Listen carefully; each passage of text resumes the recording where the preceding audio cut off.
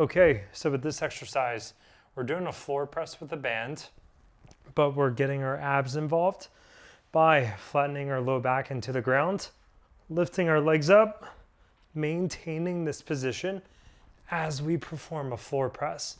So think of it as you're just doing a dumbbell press on a bench, but you're getting your abs involved and we're using a band.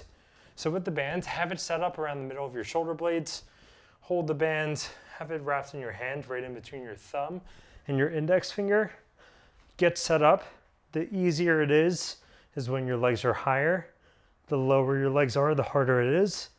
Find just the right challenge, maintain that balance, and press up.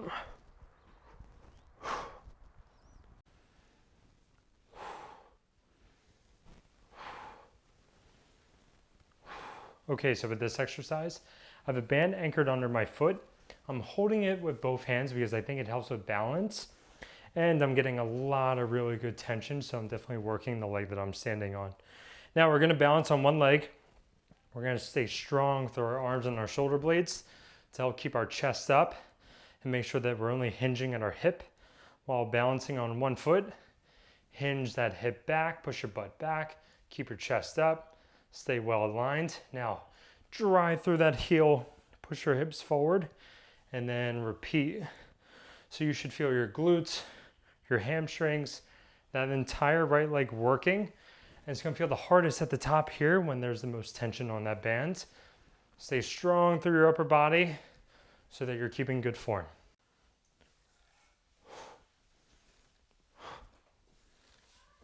So with this exercise, I have a pretty strong band set up around my foot and then around the top of my upper back and my shoulders, holding it here with my hands because I think that just helps with keeping the band organized and aligned where I want it to be. Now, I'm going to keep at least 80 to 90% of my weight in my front leg. This back leg is just a kickstand while keeping my chest up, trying to keep max tension on that band. I'm gonna lower down to a split squat, then push up, stand tall, lower back down. So we get slack here. It's easier versus at the top, it's harder. Push into that resistance, take advantage of it as a cue to really fire up and stay strong at the top.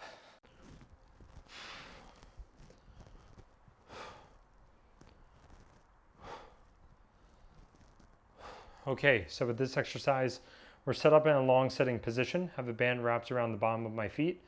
I'm gonna choke down on the band. I want this to be hard at the finished position. With my palms facing down, I'm gonna get my chest up, shoulder blades back.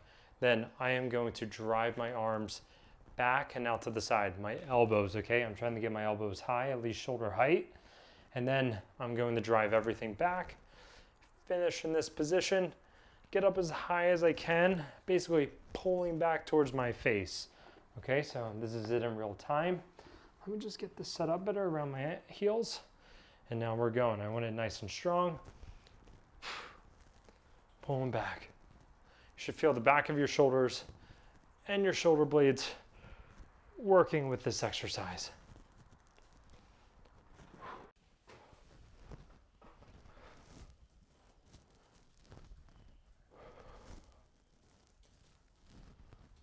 So with this exercise, we're combining two movements.